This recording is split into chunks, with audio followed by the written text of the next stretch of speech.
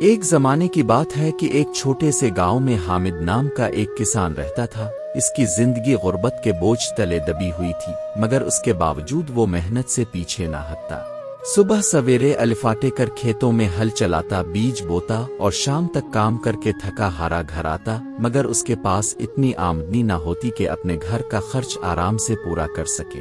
اس کی بیوی مریم نہایت نیک، صابر اور ایماندار عورت تھی، جس نے کبھی غربت پر زبان سے شکو نہیں کیا، بلکہ ہمیشہ اپنے شوہر کو تسلی دیتی اور کہتی، حامد، دنیا کے دن بدلنے والے ہیں، اللہ کی رحمت وسیع ہے، بس ایمانداری اور صبر کو نہ چھوڑنا، یہ دولت سب سے بڑی ہے۔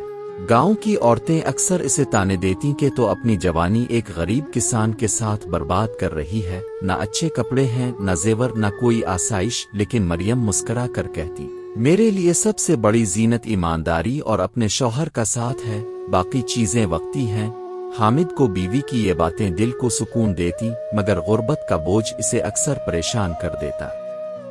ایک دن کی بات ہے کہ حامد اپنے کھیت میں ہل چلا رہا تھا کہ اچانک ہل کسی سخت چیز سے ٹکرایا۔ جب اس نے مٹی کھودی تو ایک کپڑے کی پرانی تھیلی برآمد ہوئی۔ جب اسے کھولا تو اندر سونے کے سکے، قیمتی زیورات اور کچھ چاندی کے ٹکڑے نکلے۔ اس کا دل زور زور سے دھڑکنے لگا، وہ حیران رہ گیا، پسینے کے قطرے اس کے ماتھے پر نمودار ہو گئے۔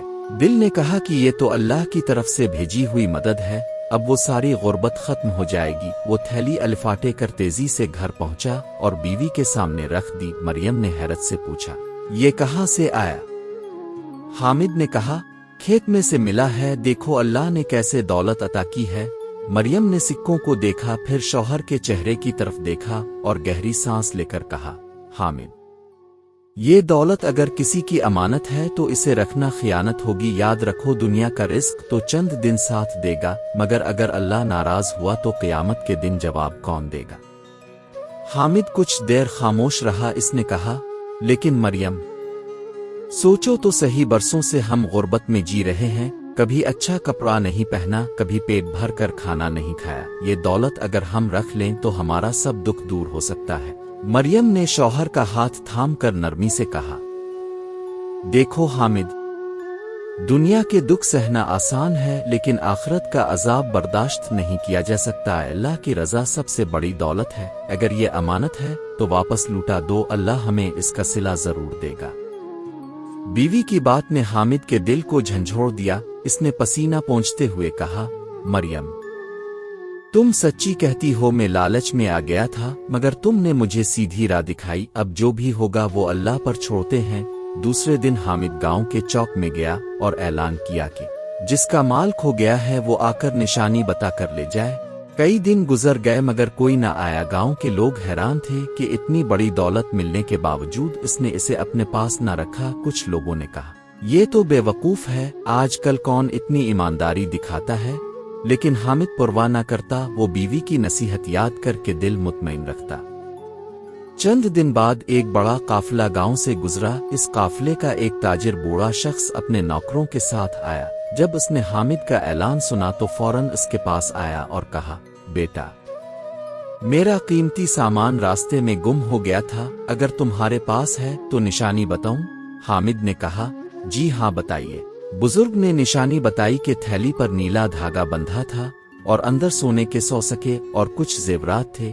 بالکل وہی چیز تھی۔ حامد فوراً تھیلی لے آیا اور بزرگ کے حوالے کر دی۔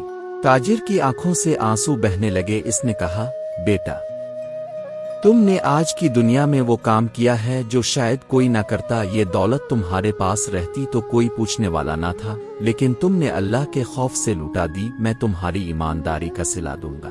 اس نے حامد کو اپنے باغات اور کھیتوں کا نگران بنا دیا، ساتھ ہی کئی بوریاں اناج اور روپے بھی انعام میں دیے۔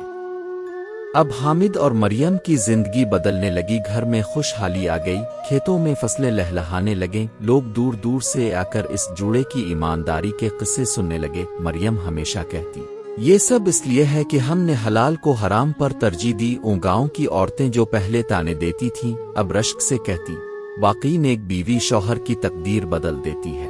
مریم کا کردار سب عورتوں کے لیے مثال بن گیا۔